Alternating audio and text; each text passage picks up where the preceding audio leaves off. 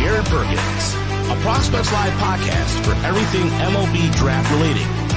Join us as we discuss the biggest stories from college and high school baseball, bring you interviews from your favorite draft prospects and college coaches, and break down live looks for Prospects Live analysis across the nation.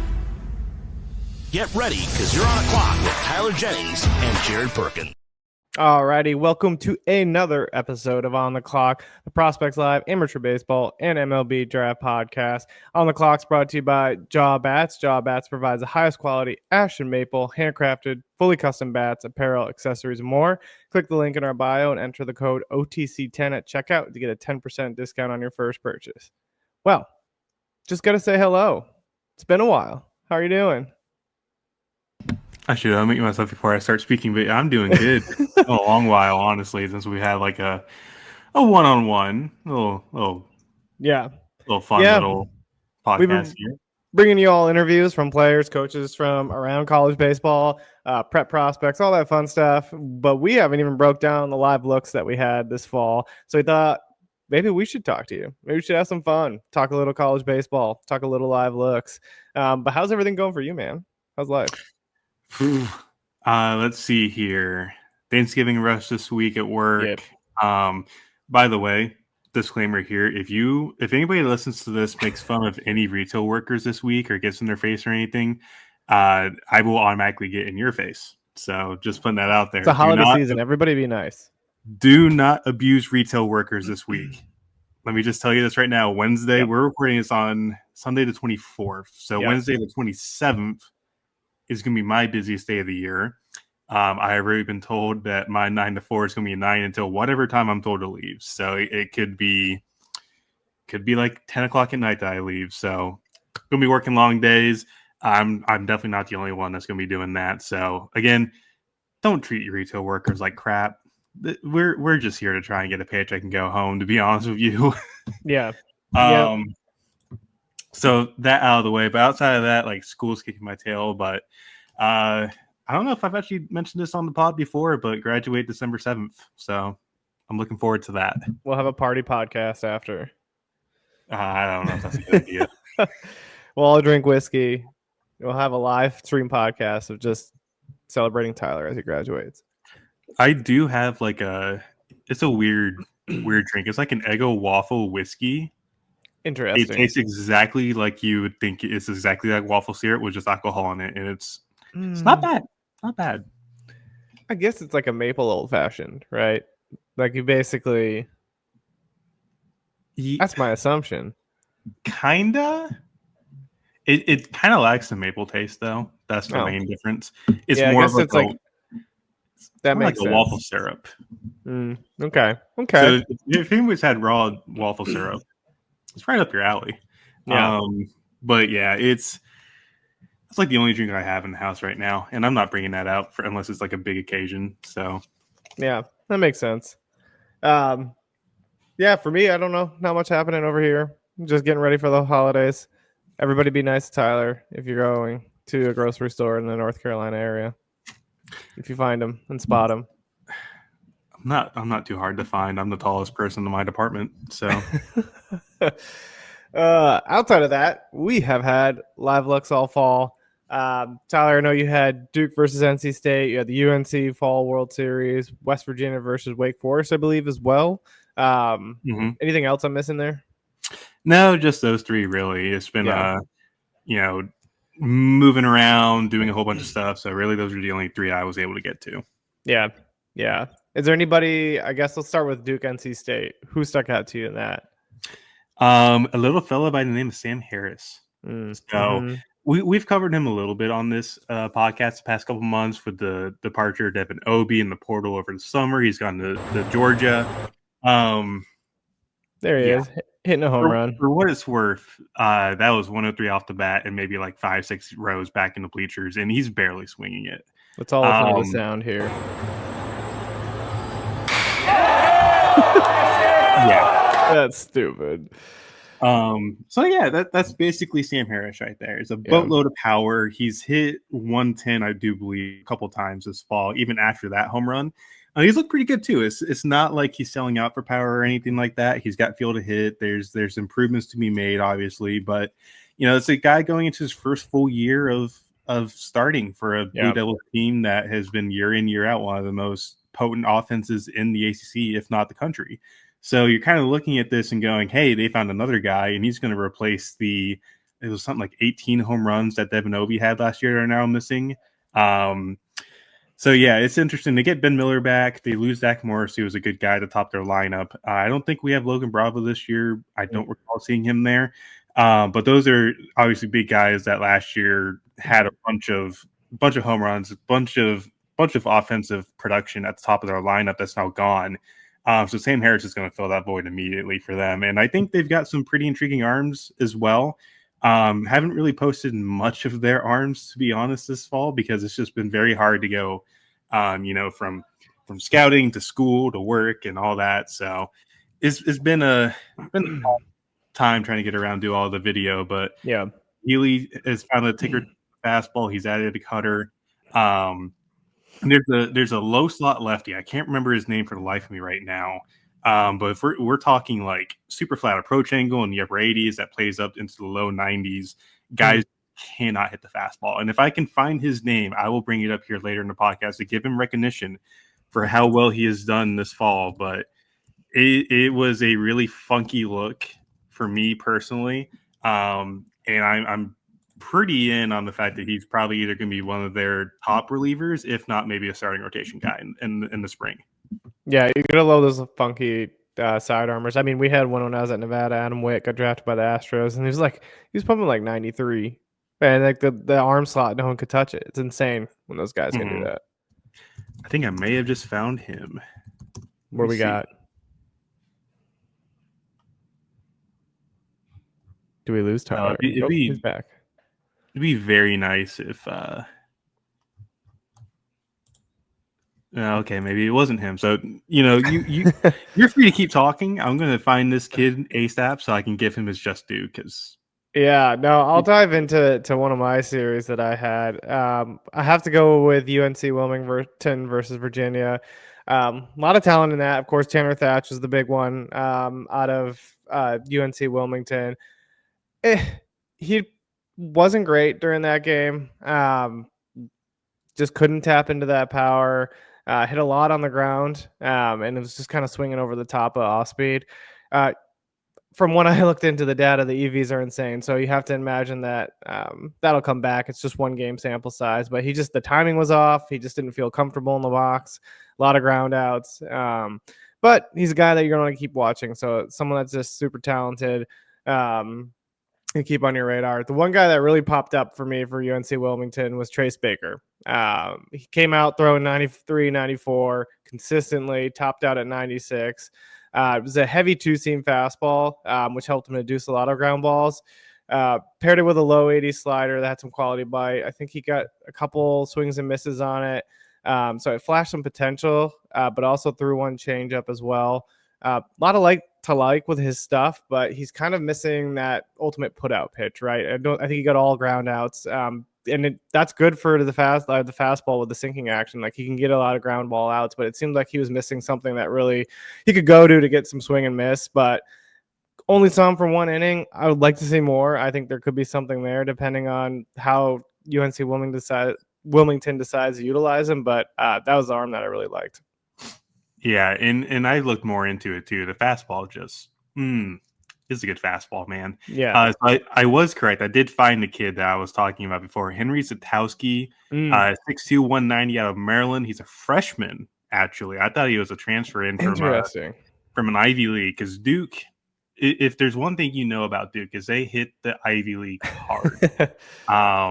And that's just their MO. Like Duke's a very good academic program. They had been for years, and people do view highly for academics. So it's definitely a match made in heaven for them to go look at these Ivy League guys and come in and say, hey, you want to come to the ACC?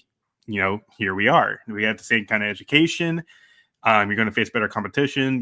That's their recruiting pitch. Or it's perfect, right? Because you think about it, like, I don't know, most of the guys that go to Ivy League are going because for the school, not necessarily for baseball. But if Duke's like, hey, do you want to have a better baseball career and also get the academics? It's like win-win for that kid. Oh yeah, and Duke does a really good job of hammering that too. Like Brian Zakowski does a fantastic job. Yeah, fantastic job. Yeah, And he's I'm not great. saying that because he's a buddy of mine, but I'm saying that like he's done a really good job of kind of taking over that recruiting job like he did last year. He's got a pretty good class this upcoming year, and I think his 26 class is starting to come together pretty well too for the prep side. So I'm excited to see what Duke can do over the next couple of years. Yeah, they become one of the top teams in the ACC, and they're constantly showing up that they are one of the top teams in the ACC, and they're making it hard for teams like Virginia and Florida State. Like they have bounced onto the scene, and I'm here for it. Duke is going to make it to Omaha in one of these years. Yes, they are. There's just no doubt about it. With Pollard at the helm too, like he's just such a great coach, and everybody seems to love playing for him. So as long as he's there, I have a feeling, like you said, they're going to the College World Series. Oh yeah.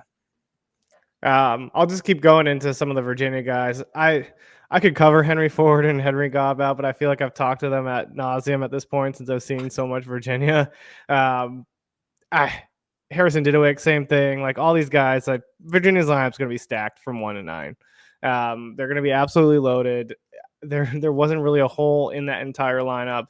They even had James Nunnally out there, and I think that kid was probably the most impressive to me. It was a barrel party for him in game 2 against UNC Wilmington. Not a ton of power, twitchy athlete, definitely like a hit over power type guy, but man, he just makes hard contact. It's just impressive to see him do that as a freshman. He kind of went out there, didn't look overmatched. He hit 9th in the first game, I believe, against Maryland, and then when I went out for the second game, they're like, hey, let's see you in the leadoff spot. Wasn't overmatched. I think he went 3 for 5 or 2 for 5. I think 2 singles and a double. It was just fun. Like that kid, I think he's going to be a spark plug. I think they're going to end up making him the potential leadoff hitter if he can show he can do it, because he's just going to make things happen for them. Oh, you love a good little table setter at the top of your lineup, especially in Virginia when you have Henry Ford, Henry Godbout, Harrison Didewick, all these power guys just lined up 1, 2, 3 behind you. Like you had protection at the top of that lineup. It's nuts. Like you're going Nunnally. I think it was Becker. It was Nunnally, Becker.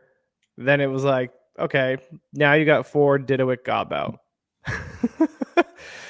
Oh, and Arroyo too is now in there. Forgot about him. Oh yeah, Christian Arroyo.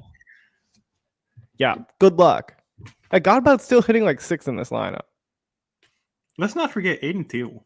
Yeah, he's also there.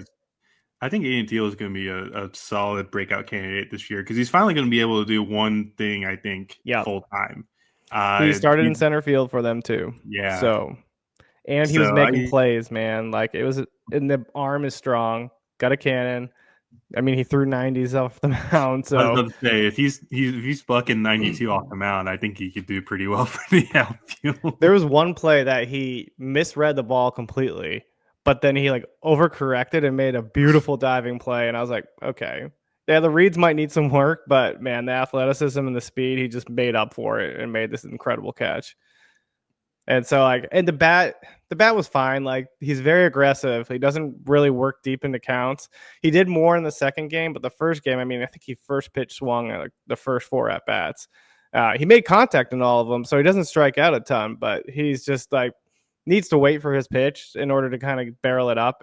But he's a contact guy. Like he might have not struck out in those 2 games total. I have to go back and look at my notes, but contact guy. Like there, you could see there's some potential pop there, but he just needs to make better pitch decisions. Yeah, and I think Virginia just most of the time their lineup's pretty aggressive as it is, anyways. Like Henry Ford had a pretty high chase rate this past year. Ethan Anderson really wasn't that high, but he was kind of up there. Henry Godbout is probably the least aggressive of the hitters there, but he's obviously got the ball to make everything kind of work. So, Eric Becker, I think, was kind of the same deal too, and he's going to finally be starting this year. So, like, I'm excited for Eric Becker too, and his brother. There's just a long line of Beckers right now, and Nicky Becker, who is eligible as a high school senior this year, he's shown out since the area code games, and he's going to be once we, I keep saying it, we're going to get this prep board out at some point. But when it's out, Nicky Becker is going to be up there pretty good because there's a lot to like with a power speed guy, and Becker is certainly one of those guys. Yeah, I mean, I wasn't as paying much attention to Becker in game one, and then he just started barreling everything. And I was like, oh, I should probably look at this guy. Yeah. Yeah, and I was He like, was the guy that, like, I didn't realize he was. I think he was a collegiate national team this year. I didn't even realize it because he was one of the late guys that came in and took over for somebody that was injured. And he performed pretty well for what it's worth. I think he performed better than Henry Ford. Yeah, he's good, man. That kid's gonna be fun. And you said talk about table setters. If you have him and Nunnally at the top, and then you just got all the boppers behind him, like that's gonna be fun. I'm like want to go to Virginia just because of that. Virginia, please come down to the Carolinas. Yeah. Well, I will say we talk about pitching on the Virginia side, not as good. Bryson Moore really struggled. Who's a kid from New Jersey? William Kirk. He kind of struggled too. Like he had a good feel for the strike zone, but just was leaving a lot. Young kid, freshman. Like they're young and they got the stuff. They have the potential, but a lot of polishing that needs to happen with the pitching staff. Alex Marcus was an interesting reliever. 90 to 94, topped out at 95. Kind of a nice metric fastball that he's got when I looked into the data. Low 80 slider, some decent bite, and changeup was in the mid 80s, but outside of like the stuff being decent, the control was just all over the place. He didn't finish well on the mound.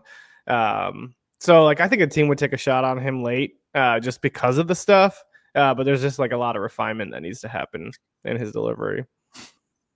Yeah, so. I think I forgot to ask you this. Was Jack O'Connor back throwing, or is he? He did not throw. So I stayed for the first. Like say they played like a 9-inning and then a 7-inning. I only stayed for the 2 9-inning games. So he might have thrown like later on, but I didn't see it. Gotcha. A lot of the big guys didn't throw. Like Woolfolk didn't throw. Evan Blanco didn't throw. So they might have thrown later against maybe getting some tune-ups against like the younger guys, but yeah, none of those guys pitched. Okay, yeah, and then they're probably just trying to protect him too for the spring. Like there's like UNC held out Luke Stevenson from fall activities this year, just could protect him. Yeah. You have a guy like that that's going to be the key part of your lineup. Keep him ready, keep him fresh. I think a lot of coaches have gone down that philosophy now. It's like protect the guys during the fall. Try and see what else you can find on the team, like who's going to fit in as XYZ depth pieces for you.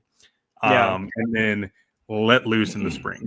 So I think that's definitely a good approach to have, personally, for me. Speaking of that, with the injuries, one guy I forgot to mention, and I need to mention it, Kyle McCoy was back on the bump for Maryland. 90 to 93 from the left, 6'6".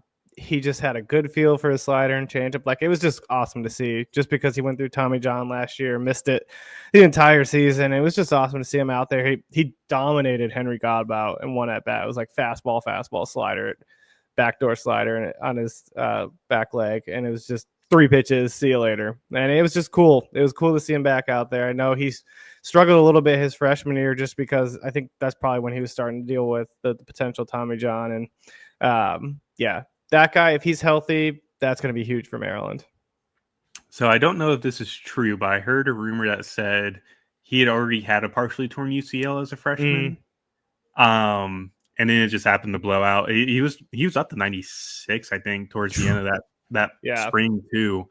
So there's some fun in there. There's a highly projectable lefty, and now he's back. He probably will not be throwing 96. I'd imagine, because they when you look at like a projectable lefty, kind of like that, you always wait for that velo to pop, and then it did, and then he got injured. So I want to say maybe Maryland puts it more like a cautious side. It's like, hey, try and pitch where you're comfortable. Here's pitchability. Base it off that and see how everything goes from there. I think that's a good way to put your stock, because I value the pitchability pretty heavily personally. Yeah, like 100%.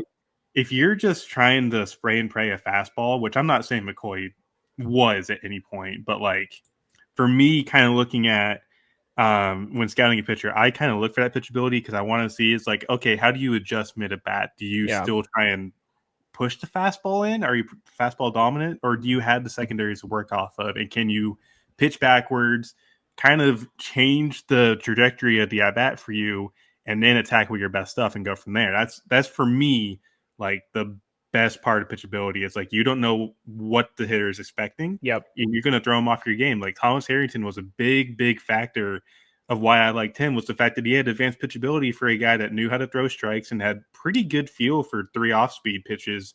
And even if the fastball was like a two-seamy or like a two-seamer with kind of dead zone traits, like he has that slider, he has that changeup, he has that curveball to really kind of get hitters off balance and guessing at what's coming next. So for me, I kind of value that higher. I'd rather see like McCoy sitting like 92 to 94 and then instead of trying to rear back and get like 95, 96 and just not know where it's going.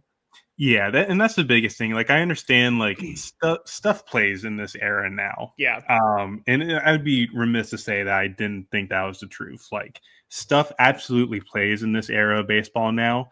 But also if you have high stuff and it's 20 command, you know, how much is that really going to help you in the long term?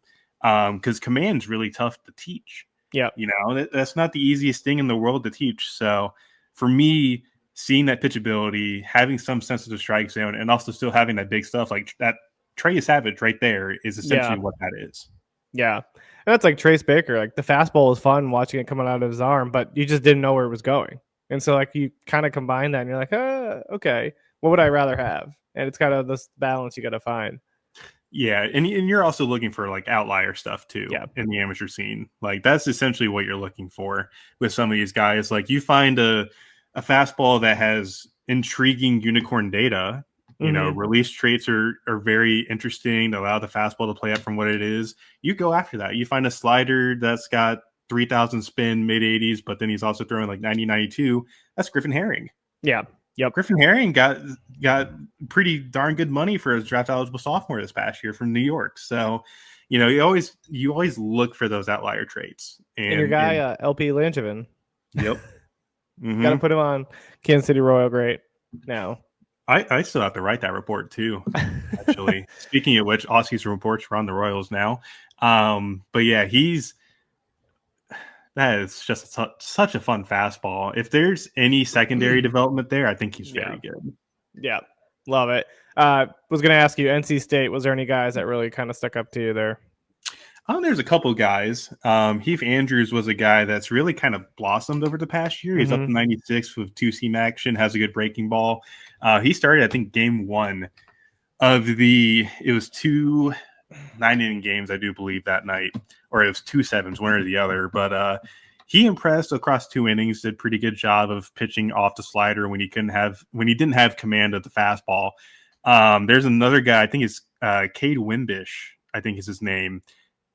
James Karinchak has been reinvented in college baseball, I think. Like delivery is pretty spot on to what Karinchak was before he got sent down to the minors by Cleveland a couple years, or not a couple years ago, but like this past year. And it's kind of the same stuff, like fastball in the mid-90s, hammer breaking ball. He's a guy that could be a really good reliever for NC State. And they didn't throw, like Dom Fritton didn't throw. Matt Willison is still coming back from TJ, so he might not even be ready until like April or May, but he'll be a key cog for that bullpen and that starting rotation in the fall, or in spring rather. But yeah, NC State's like, their pitching staff is pretty good. There's more experience now. Like Jacob Duden's finally got a year under his belt. Derek Smith's going to be a key piece in the back of their rotation. I'm excited for what NC State has this year. I love it. Moving on to the other Carolina team, UNC World Series. What do we got? Yeah, it was pretty fun. Like I said, Luke Stevenson didn't play. They're keeping him fresh. They're keeping him healthy. Like again, they played a lot of innings this year. Go from college, go to College World Series, plays on collegiate, and also goes to the Cape. A lot of innings.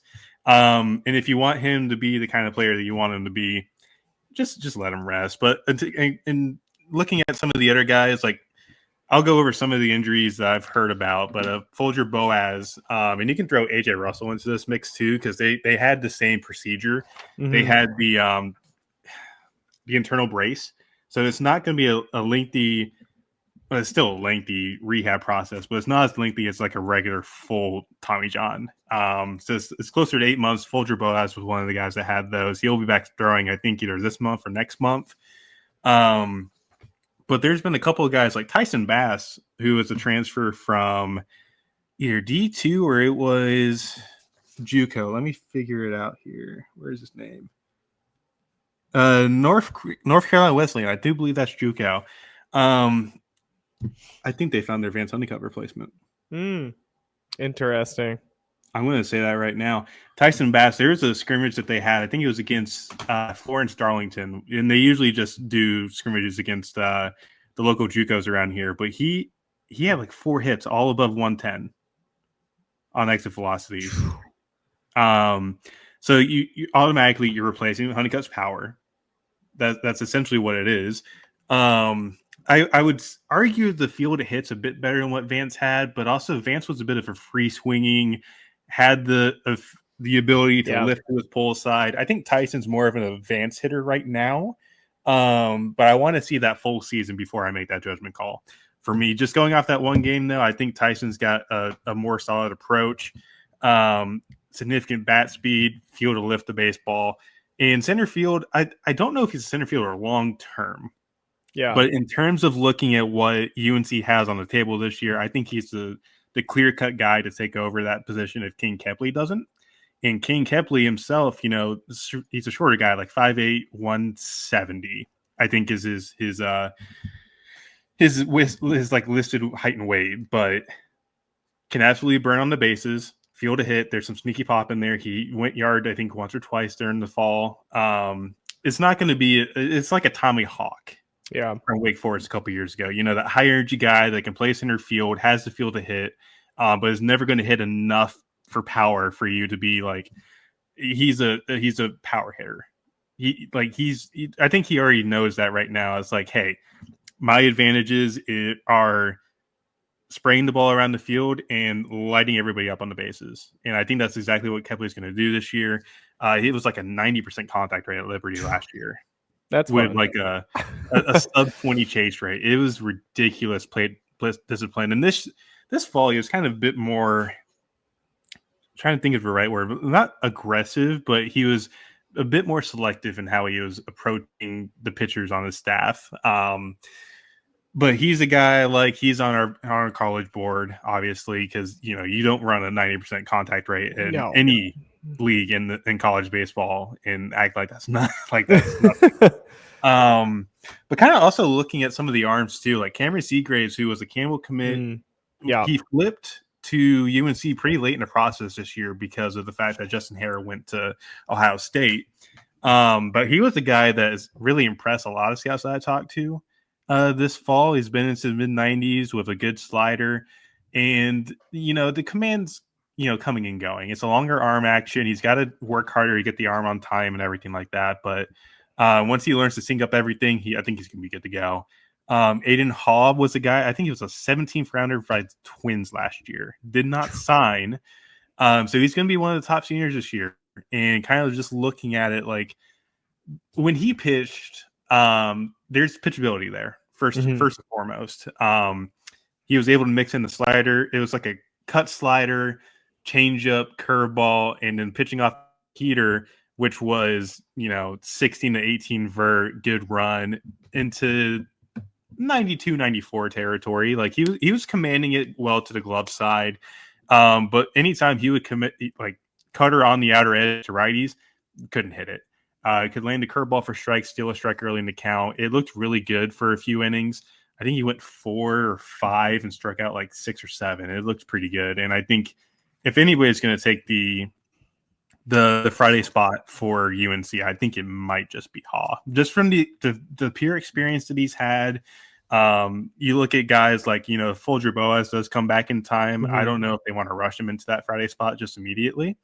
And then also think about it, Jake Knapp's coming back too. Jake Knapp has another year of eligibility after missing this past year with I think it was full on Tommy John, and he was projected to be the Friday night guy last year. So we'll see what happens. UNC's got some really, really talented arms in that bullpen.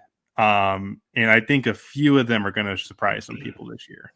Yeah, you love to hear that. I think the one thing that I always find interesting when we talk about fall, just to go back on you, like everybody's looking for a center fielder, like everybody's looking for guys up the middle. And I think that shows you how important those positions are, because I don't think people realize it. Everybody's like, oh yeah, you can get a center fielder off a tree. No, it doesn't work that way. takes a while. Like Virginia's looking for one this year. Like everybody's trying to find those up the middle position. Who's going to stick at shortstop? Who's going to stick behind the plate? Like those things are huge and crucial to the game. And I think that's a good realization because that's something I didn't really think about until I started doing all these fall coverage. I'm like, oh, this is everybody's looking for their up the middle guys and their rotation guys. Like those are the big things that everybody's looking for. There is a reason why shortstop and center field, keystone positions. You build around those guys, and it's good to go. Like you find those guys, and it works at the major league level too. That's why I was scouting. Like you asked us, like, do we think that they can stay at center field? Like I remember a conversation where Mac Horvath, when Honeycutt was injured a couple years ago, playing center field, and I had a couple of guys ask me, it's like, do people really think he'd be a center fielder? I had a scout tell me, it's like, hey, Vance Honeycutt signed out of high school. Mac Horvath's 3-year starter at center field for UNC. Yeah. That's just how it is. Yeah. I mean, that's the thing that you look at too. It's like when I was at Arizona State, that team was so stacked. Guys were playing secondary positions that they were normally playing like in high school, just because you had like everybody on that team was getting drafted. So like at some point, somebody's going to play somewhere else. And that's just the beauty of it all. You have one guy go down. Okay, hey, slide over. Here you go. Look at it. I'm trying to think. Wake Forest last year, Seaver King played center field for the first couple of series. Meyer of Houston gets hurt first weekend against Duke in the ACC play. Move Seaver over to shortstop. Have Antonio Morales or Javar Williams in center field, who now have their chance to shine. Well, you also have somebody still able to cover shortstop in the absence of one of your table setter, essentially. Yeah, in Meyer of Houston. So having that depth works out. Yeah, that's like even think about RJ Austin at Vanderbilt. Dude's so athletic, can play every position. They like, oh, our first baseman went down. Can you play first base? And he's like, sure. I'll do it. First base, third base, shortstop, center field. Just literally, I have him put down in the spreadsheet as utility. Like that's essentially what he's been. He played everything but catcher last year, right? I believe so. Yeah. He had 45 games at first. I'm looking at it now. 45 at first, 12 at second, 1 at third, 2 at short, and then he played every outfield position but right. So he didn't play right field. He didn't play right field in the Cape, but he didn't play it at Vandy. Interesting. I think he had like one inning on the Cape in right field. Yeah, he has 1 game, 1 inning. Nice. Yeah. And he got a chance. He got a chance. That's all that matters. Technically last year, he did play every position because it was still the Cape, and it was still in the same year as the season. There you go. And I think that's where Vandy should play him this year, is in center field. Yeah. That's when we interviewed him for the podcast. Oh, little podcast tease. RJ Austin interview will drop at some time, but he did say he was going to be playing center field, and that's where they have him right now. Yes. So look at that. The only other series I'll go into that I went to, not as exciting as the Virginia, but it was Rutgers versus Georgetown. Still a ton of talent there. Let me see if I can pull this up. But the one guy that was very, very intriguing was Ty Doucette. I'll throw up his video here. He is far from over-challenged by any of the Georgetown pitching. I think he had a max EV of 112 last year. Everything was just loud off his bat, and there's his 3-run home run that cleared the fence. First at bat, he was just another guy who had a barrel party. Everything was hit hard. Hit one single that was smoked up the middle. It's a first base profile, which is the downside, right? I don't think he can really play anywhere else. But there's some room for improvement. He's athletic enough over there to do it. But yeah, I think teams are going to be calling just because of the bat. The fielding ability, I don't think teams are going to care about, just given how good of a hitter he is. And that's the thing with first base. Like, you're buying the bat at that point. Yep. You need the bat. That's why we say first baseman, the bat needs to perform. You look at a guy like Ethan Petrie, who, he's going to be playing third base this year. I've already been told that he's been tried out there. He's going to play there. But say he moves to first base on the line, now you're putting so much pressure on the bat to perform that you need it. You need an exceptionally good bat in the middle of your lineup, because the defensive value is never going to be there. No. And Petrie is the kind of guy where it's like he's 6'4", 235, very clunky athlete. But if he can prove he can play at third base, like, that helps his stock tremendously. Yep. Because he's not landlocked at that point. Yeah. I'm trying to think of another guy that could be like that. Like Tanner Dack could be another example of his draft stock would be a lot better if he wasn't landlocked at first base. Yeah. Because What was the worry with Condon as well, right? They thought he was going to be first base, and then he showed he could play third base, played some outfield. Like, that helped his draft stock. Yeah, and like you don't even have to be an average defender at any of the other positions. If you can just prove viability there, you're good. Like Condon's never going to be a not reliable defender at like say third base, but like he's going to do enough for you to prove that like, hey, I can play here. Here's viability. I don't have to be at first base. Yeah. Yep. Now down the line, if that love some goes away, okay, yeah, then you're kind of stuck there. But up until we get to that point, I think right now the main focus on Condon should just be work on the spin recognition. Yeah. Because I think that's been the biggest thing so far with his development is he just can't get on spin all that well right now. Yeah. Yeah. Only other guy from Rutgers I'll shout out. There we go. I can't even talk right now. Is Justin Shattuck. He's not a 25 guy, but 26. 93 to 94. I topped out at 95. Velos I would want to double check because the Georgetown gun ran 3 miles to like 6 miles per hour hot. They have to fix that at some point. Georgetown, if you're listening, please fix your radar gun because I was just sitting next to someone and was just asking them for velos basically because they couldn't trust the gun. But he sat that like 90 to 94 range the entire time. I had a curveball with some serious bite that was like 78 to 81. It was definitely his go-to strikeout pitch in this game. Finished off that arsenal with a slider that was really tight and had some cutterish action to it as well. So it was a good 2-inning outing for him. I believe he missed all last year from an injury. I tried to figure out what it was online. It just was kind of undisclosed, so not sure what he missed the entire season for. But guy to definitely monitor if he stays healthy. I think Rutgers has a pretty good arm there. Let me see if I can actually find that injury. So I'll get back to you on that one. But I think Rutgers comes down to Coastal Carolina third week of the season. They come back to Maryland too.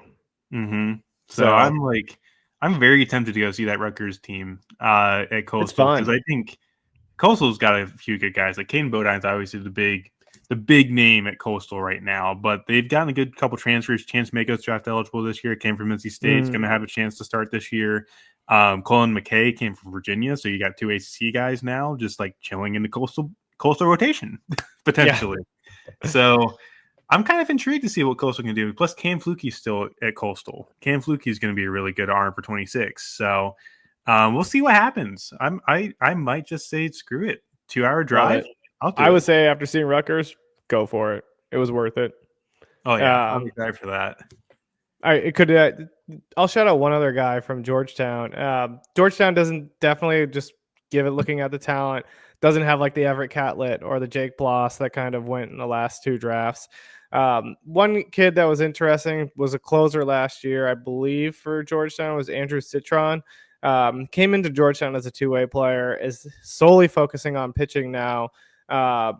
He was only 88 to 91 in this outing, but in the past he's been 89 to 93 and has topped out at 94. Which if he can get back to, the pitch has some pretty good carry up in the zone as well. If he can get back to that kind of velo, I think that's something to monitor. Had a pretty good curveball. It was like about 73 to 78 miles an hour. Commands both pitches are really just still a work in progress. But a guy who's just starting to pitch full time, really focusing on it and being the only thing that he's doing, there's something to kind of build on there, and I'll be interested to see if he can get some of that velo back, if that's going to be something that he can sustain moving forward. But he could benefit from developing a third pitch because all he did was really go to fastball, curveball. Shout out to the student managers at Georgetown, though. They said that he does have a changeup. He just hasn't been really throwing it and is trying to develop it. So if he can get that refined, and that can come like some kind of weapon for him, there could be something there. Love that a lot. And I think that leaves us with just one more. I think you got West Virginia Wake Forest. Yeah, that's the only thing left. So let's just say there's quite a few arms in both games that were pretty impressive for me. Chase Meyer was the first one, getting up to 96, chucking a hellacious mid-80 slider with 2,900 spin in the first inning, but then kind of got away with command a little bit in the second inning, and it really wasn't the greatest showing in that inning. But if you're looking for a guy with pure stuff wise, like 26 class, he's going to be a really good one if he can rein into command. But just looking at overall, like the Wake arms impressed me the most. We waited a long time for Joe Arriola, who was kind of one of their better lefty relievers last year. And he went on the Cape, performed pretty well, and has now come back. And I think he's going to be starting for Wake this fall, or the spring rather. Only had one inning, but had 9 whiffs alone. And I mean, he did walk a guy, struck out 3 others in the inning. It got up to 95, 96 with the fastball, and it carries a lot. It's a higher slot, so it kind of affects it a little bit coming down because it's a steeper plane. But get 20 inches of vertical carry to go with that in the mid 90s, and you're locating it, you're good. Love that. Not to mention, you're throwing a heavy vertical curveball in the low 80s, and he's introduced it's kind of like a cutter slider mix of a pitch from the left side that can be an absolute wipeout pitch if he really wants it to be. So I'm intrigued by him mostly. And I think a lot of Carolina scouts are going to have the same thoughts as well. If he performs well in a starting role, that's a dark horse guy right there for maybe not a day 1 guy, but like an early day 2 kind of pick, like a top 100 maybe. I totally see that being a thing. Looking at some of the other arms, like Josh Ginther, I think is going to be a guy that has a lot more healing to his name this year. He's got up to 93, 94, has a pretty good mix of off speeds, and he mixes them pretty well. So he's going to be good. But Matthew Dallas was another guy that really stood out to me with the feel to spin the breaking ball. Command is not really there right now. He came from Tennessee. He's draft eligible this year as a sophomore. And the velo's not really been there. He's been one of those guys that's like we're waiting for that velo jump, but it just hasn't happened yet. 87, 92, kind of like a lower slot, and he's kind of struggling to get a consistent release point on it, but he can land the curveball for strikes. It's a mid-70s banger with high spin, and he's worked on the changeup. It's pretty firm. It was more in the low to mid-80s. So it was kind of like a Josh Hartle starter pack a little bit. Maybe just not as refined, and there's not enough strike throwing as what Hartle had. So maybe that's like a lazy take, kind of putting it out there, but like kind of makes sense for kind of what Josh Hartle was, like a soft tossing lefty with a curveball that he can just snap off and land for strikes, and he's got a firm changeup. It's pretty similar for me personally. So those are the 3 big names that I recall from that, because obviously they don't have Chase Burns anymore. Michael Massey's gone. They both got drafted this past year. No Nick Kurtz, no Seaver King. But like you're looking at the bats, Ethan Conrad, I think is going to be their best bat in the lineup this year. Really, really loved the approach that he had. He did have a couple of strikeouts where it looked like he was a bit overmatched. Like Chase Meyer threw a slider at 86 that he just couldn't figure out because it was, quite frankly, a major league pitch. Probably the best way to put it. But he had a couple other at-bats where he scorched line drives. One was a line drive to the, I think, shortstop. Came off the bat at 108, and he had a couple other hits that were like 107. And his BP was pretty good too. So I think if he can kind of temper the aggressiveness a little bit, I think he'll be fine. He's got the bat the ball to make everything work. Maybe tinker to swing a little bit, kind of keep it from getting too long at the top of the zone. But apart from that, Conrad, I think, positions himself really, really well. And he's going to probably play center field, has the speed to be a real menace on the base pass. I think he's got everything set up for him to succeed at Wake Forest, and having the short porch for the power is going to help him out tremendously too. And then Merrick Houston played, and he's gotten bigger. He's gotten bigger. He's added some weight. We had the podcast with him a couple weeks ago where we talked about him, and he said he's up to about 200, 205. Still has that same bounce, still has that same defensive prowess, but now he's hitting the ball harder. He's lifting it a bit more. I still think he's going to be a hit over power guy. Like the power is not going to blow you away. But if you're looking for a guy that can have like below average power, it can hit maybe, looking at 10 home runs if he stays healthy this year in the ACC, that's a good offensive stalwart to have at the top of your lineup with a guy that doesn't chase often, gets on base. I think he's still a plus runner personally for me. Like I didn't get a ton of home the first time, so I still got to go back and do that. But last year he was doing 405, 41 down the line for a right-handed hitter. That's 70 speed. So he may have ticked down a little bit with the added weight, but again, it's one of the more polished bats in the ACC for me. So I'm excited to see what this Wake Forest team has in the spring, and I think against other guys like Javar Williams is probably going to have a big breakout campaign this year. I'm fully in on Javar Williams being a potential draft guy come spring. So I think he's a guy I really actually liked watching last year when I saw them play Virginia. Because he was in that lineup, wasn't he? Talking about him, yeah. Because he had just came in with Seaver being moved to short. Yeah. It was fun to watch him play. I mean, he had a good game, I think, when I watched him against Virginia, and so it's cool to see that now he might have a potential to be a draft guy. So that's cool. Very fun. I gotta double check to make sure that he is actually eligible this year. Yeah. He very well could just be a 26. I can't remember exactly what he is right now. Year wise, but let's see. He was a freshman last year, so he's probably not eligible.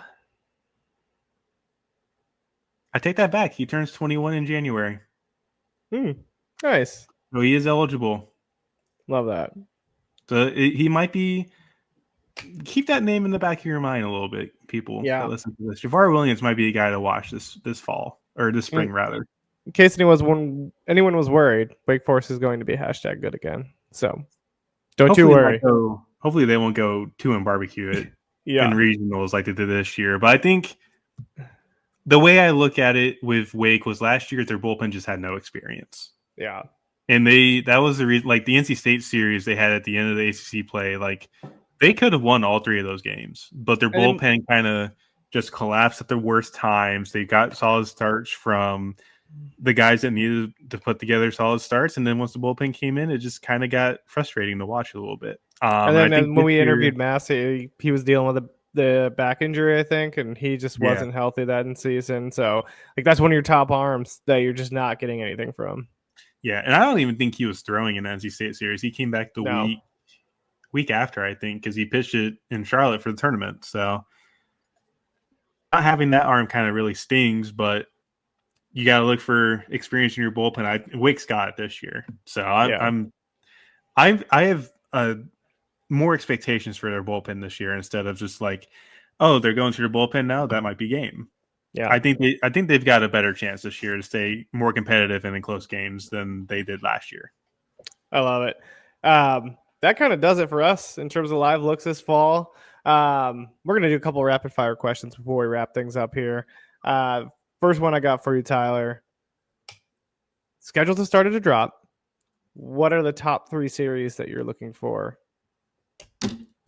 Let me pull up my good old schedule here. Sorry, I didn't even set you up for this. I just kind of threw it out there. Well, hey, it's a good thing I've already started looking at schedules. So, I mean, it works out. I can tell you first and foremost, the number one series I'm looking forward to going to or attempting to go to is Arkansas going to Georgia. I think the first or second week of April. No Tennessee trip this year just because of the fact that Tennessee doesn't have the greatest home schedule, plus the travel woes because of Hurricane Helene and knocking out that's not easy to get through. Road networks and everything over there. So it'll be tough to kind of make that 6-hour trek now. And kind of just it's best for me to stay out of the way of that personally. Mainly so that way, go on 40. And I know 40 is wiped out in 3 different spots going through the mountains. And just I'm not here to make it tougher for the people that are over there trying to get everything back together, back up and working. So I hate to say it, no Knoxville this year, but I'll get them in Columbia. Nice. Because they go down there in March. But kind of looking around here, number one, first and foremost, is that Arkansas Georgia series. Yeah.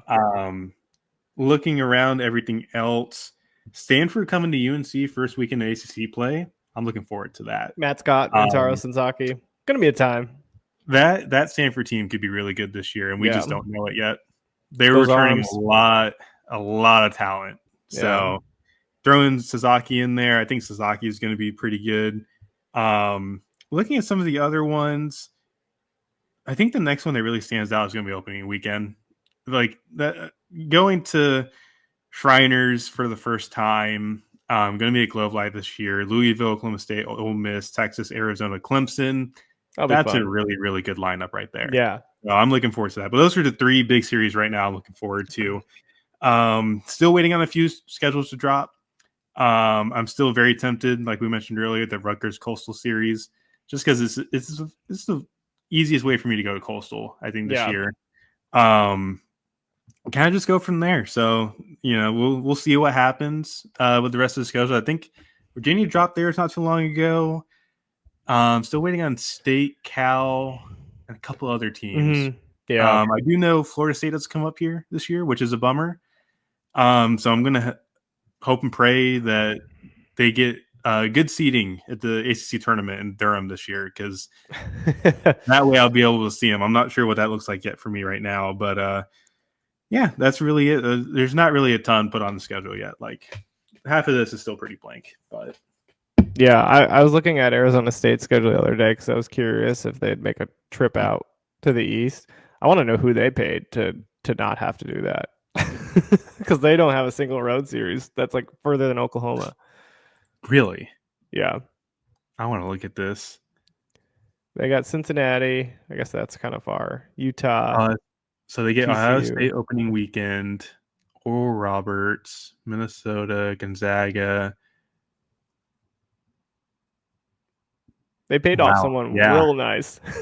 Cincinnati. Cincinnati's a that's like, but still, compared to having to like go to Maryland or something, or I guess they're not in the Big Ten, but yeah, I see what you're getting at though. Or have to go to West Virginia. Yeah, I don't know how they managed that one. That's a good one, because that's a lot of travel right there. Yeah. I think for me, top 3 series, depending. I will be going to Oregon State this year. So I will be seeing Grand Canyon University versus Oregon State. Going to go up with my buddy. Check that out. Excited just to go to Corvallis. So that'll be a lot of fun. If I make it out to this one, Arizona, West Virginia, I think that'll be a fun series. Like you said, the electric arms that West Virginia has and just how loaded Arizona is with talent. I would be really loving to see that series. And then Stanford versus Virginia. Same reason as you want to see Stanford is the reason I want to see Stanford. And then just watching them have to go toe-to-toe with that Virginia stacked lineup. Like the arms that Stanford's going to have versus that lineup of Virginia, I think that's just going to be a juggernaut battle. So those are the 3 I'm really looking at. UNC, not Virginia. What? It's Stanford UNC. I know. I'm going to see Stanford versus Virginia. Oh, duh. Jesus. I was like, wait, what? I thought you were talking about Stanford UNC, and I was like, wait, hang on, what? Why would I go to North Carolina? I was like, wait, hang on. Okay, brain fart. That's a long way for me. No way I'm making that happen. Monty makes it happen every single week. I don't know what you're talking about. Monty does this for a full-time job. We're cutting that part out. No, we're not. We're leaving it in. Sorry, Monty. Oh, are we? Okay, cool. Last 2 rapid-fire questions. After the fall, after the summer, biggest college riser?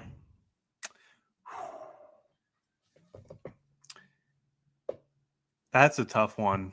That really is a tough one. Can I think of somebody outside the top 75 on our list? Yes, go for it. Okay. If there is anybody that makes the most sense for like a big jump this year, Western Kentucky, Ryan Weidman. I love a little Western Kentucky love. Yeah. So this was, I think he's a JUCO transfer. I can't remember from where, but he was the guy that I believe Western Kentucky played Tennessee this year, or this fall rather, and he showed out against a really talented Tennessee lineup. And it from the sound of it, like 6'5", 215, has to pop. I'd like to see how the hit tool plays in, I think they're CUSA, or something like that. But Weidman to me, feels like a guy that could really pop this year. And then if there's another guy like Zach Harris from Georgia was the guy I saw last year, that could just pop. He was up to 97 with a heavy sinker, with good changeup and a good slider. So if he cleans up the strikes, I think he's good. But we'll see what happens. But if you're looking for anybody local, like Tyson Bass or Joe Arriola, for me, like those two could be the guys that just pop up out of nowhere and surprise everybody this year. I love it. That kind of does it for us. As we wrap up, Tyler, what should we be looking for in the next few weeks, coming from you, coming from Prospects Live, all that fun stuff? Biggest thing, the prep list is being worked on right now. And the aim is to have it done the week after I graduate. So I graduate the 7th, like I said earlier in the episode. So I'm hoping middle of December we'll have that out, have it all ready to go. I'm about halfway through writing everything. But I still have 2 final exams to go through. So We'll see what happens on top of holiday rush at work. So that's the goal right now. Outside of that, we're going to be working on video from this past spring. Like I'm still behind on it. I still need to get through it and post some of the guys that we all got to saw, or at least saw this spring, and kind of get it out there for the masses. Like I definitely want to work on getting video out there more. So we might use more of that. Yeah, on the podcast. Check it out. We might have some video breakdowns of some of the guys Tyler saw. Because what we want to do is really kind of incorporate some of the live looks breakdowns with you too. I know we've talked about too having players on and kind of going through some of their at bats and kind of what they were thinking during those at bats and stuff like that. So be on the lookout for that stuff. In terms of on the clock, we'll have a lot more prospect and coach interviews coming your way, give you some insights on some of the best draft prospects for the 2025 MLB Draft, what their expectations are for next season, and much more. And then we're having coaches come on, give you some insights on the fall, some of their coaching philosophies, some guys that they're seeing on their team that might be popping off and those kind of things. So got a lot of that coming. If you go to the YouTube page for Prospects Live, be sure to check that out. Brian Recca's uploaded a ton of his live looks from this fall. He was out like crazy this fall at different places, so be sure to check out some of his articles on the website and on YouTube as well. We got plenty of content coming. I think we're going to try to put together a top 25 preseason ranking that we might try to update bi-weekly, potentially. We got Monty Taylor, Peyton Sauer, and a couple other writers who are coming on, focusing just on writing. So we're going to hopefully have them work with us to get out a top 25 bi-weekly, college daily sheet to give you updates on some of your favorite draft prospects. So hopefully lots of stuff coming, lots of good written content, lots of video from Tyler, lots of live looks from Tyler and everybody else on the Prospects Live draft team. So stay tuned and we'll see you.